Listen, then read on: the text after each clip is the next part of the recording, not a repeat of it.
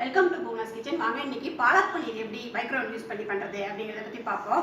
அதுக்கு தேவையான பொருள்லாம் இங்கே எடுத்து வச்சுருக்கேன். அது என்னன்னு முதல்ல பார்ப்போம். இதுக்கு தேவை முதல்ல பன்னீர் ஒரு பாக்கெட் 200 கிராம் அளவுக்கு. அப்புறம் பாலக்கீரை ஒரு கட்டுக்கீரை. பாலக்கீரையில் 2 டைப் கிடைக்கும். 2ல் எது வேணாலும் யூஸ் பண்ணிக்கலாம். ரெண்டுமே டேஸ்ட் நல்லா தான் இருக்கும்.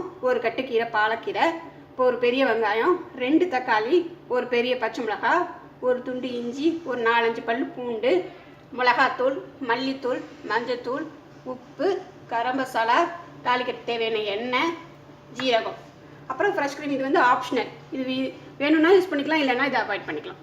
அவ்வளோதான் இதுக்கு தேவையான பொருட்கள்.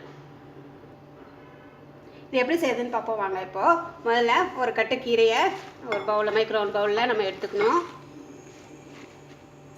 ஒரு கட்டு கீரை கரெக்டாக இருக்கும். 200 கிராம் பன்னீருக்கு ஒரு கட்டு கீரை கரெக்டாக இருக்கும். இது பார்க்கறதுக்கு தான் அப்படி முதல்ல நிறையா தெரியும், அப்புறம் சமைச்சோம்னா சுருங்கிடும். 2 தக்காளி,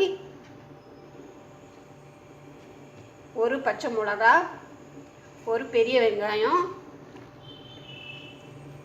ஒரு துண்டு இஞ்சி, 4-5 பல் பூண்டு. இதை அப்படியே ஒரு லேசாக கொஞ்சமாக அது வேகிறதுக்கு தேவையான அளவுக்கு தண்ணி, ஒரு அரை ஸ்பூனு, ஒரு 1/2 டம்ளர் அளவு தண்ணி ஊற்றிட்டு இதை 3லேருந்து 4 நிமிஷம் வரைக்கும் மைக்ரோ ஹையில் வைக்கணும்.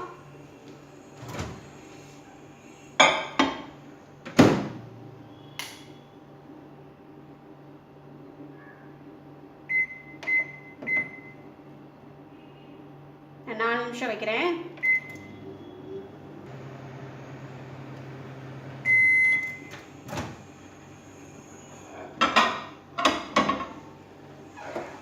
காய்கறி கீரை எல்லாம் நல்லா வெந்துருச்சு. இப்போ ரொம்ப சூடாக இருக்குது. நம்ம சூடாடுற வரைக்கும் வெயிட் பண்ணலாம்.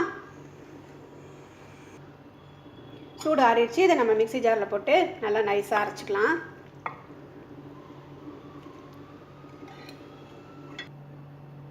கீரையை அரைச்சாச்சு. இப்போ நம்ம எண்ணெயும் ஜீரகம் போட்டு தாளிச்சிக்கலாம். ஃபஸ்ட்டு அதே பாத்திரத்தை வேக வச்ச அதே பாத்திரத்தை எடுத்துக்கிட்டேன். எண்ணெய் ஒரு 2 ஸ்பூன் ஊற்றிட்டு ஜீரகம் ஒரு ஸ்பூன் போட்டு இது ஒரு 30 செகண்ட்ஸ் வச்சு எடுத்துக்கலாம்.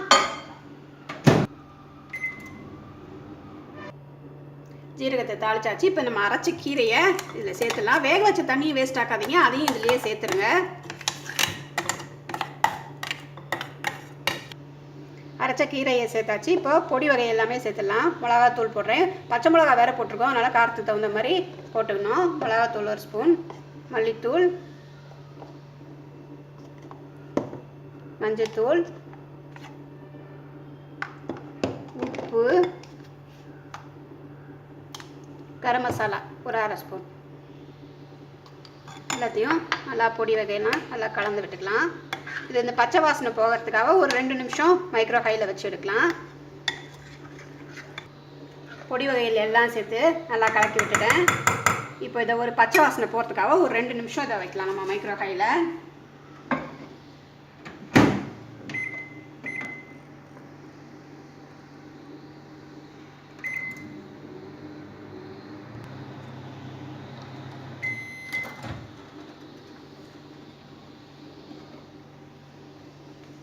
பாருங்கள், கீரை நல்லா பச்சை வாசனை போக கொதிச்சிருச்சு, நல்லா வெந்துச்சு. பாருங்கள், கலர் மாறிடுச்சு பாருங்கள். இப்போ நம்ம பன்னீர் அதில் சேர்த்துட்டு நம்ம திரும்ப 1 நிமிஷம் வச்சு கொதிக்க விடலாம். நல்லா கலந்து விட்டுக்கலாம். அப்போ தான் இந்த மசாலாலாம் உப்பு காரம்லாம் பன்னீரில் இறங்கணும். அதுக்காக இந்த மாதிரி பண்ணுறது. ஒரே ஒரு பீஸ் எடுத்துகிட்டு நான் பன்னீரை இதை துருவி போட்டோம்னா பார்க்குறதுக்கு உங்களுக்கு அழகாக இருக்கும். இந்த மாதிரி ஒரே ஒரு பன்னீரை மட்டும் எடுத்துகிட்டு இப்படி போட்டுக்கலாம். பன்னீரை துருவியாச்சு. இப்போ நம்ம 1 நிமிஷம் வைக்கலாம். பன்னீர் வந்து மசாலா நல்லா இறங்கணும் பன்னீர் உள்ள, அதுக்காக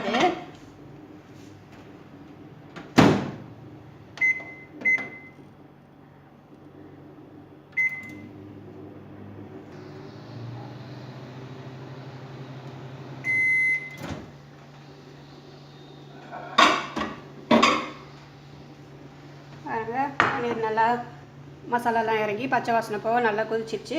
இப்போ நம்ம மேலாக கார்னிஷ் பண்ணுறதுக்காக க்ரீம் கொஞ்சோண்டு போட்டுக்கலாம். இது வந்து ஆப்ஷனல் தான், வேணும்னா போட்டுக்கலாம், வேணான்னா விட்டுடலாம். போட்டுட்டு கலந்து விட்டிங்கன்னா நல்லா அப்படியே ரெஸ்டாரண்ட்டில் நீங்கள் பாலக் பன்னீர் சாப்பிட்டிங்கன்னா எது மாதிரி இருக்குமோ அதே டேஸ்ட்டு உங்களுக்கு கிடைக்கும்.